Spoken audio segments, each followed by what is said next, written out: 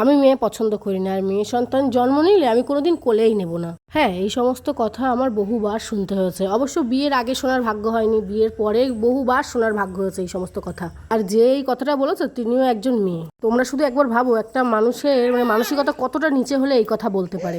আচ্ছা, সে কি আদৌ মানুষের মধ্যে পড়ে? আমার তো মনে হয় না। আর সব থেকে বেশি খারাপ লাগছে আমার এটা ভেবে যে যে কথাটা বলছে সেও একজন মেয়ে হয়ে আরেকটা মেয়েকে পছন্দ করে না, এটা কিভাবে সম্ভব?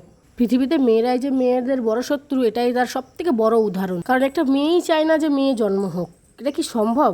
এই 2026 সালে এসেও মানুষের মেন্টালিটি কোথায় পড়ে আছে বুঝতে পারছো তোমরা? দেখি দেখি এই যে পুকলবদিতে লেতি হয়ে গেছে।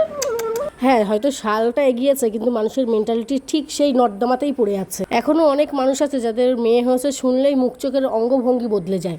আমি মনে করি আমি ভাগ্যবান যে আমার ঘরে লক্ষ্মী জন্ম নিয়েছে। আচ্ছা, এই সমস্ত কথার মুখোপেক্ষী তোমরা কি কখনো হয়েছো? হলে অবশ্যই জানিও আমাকে।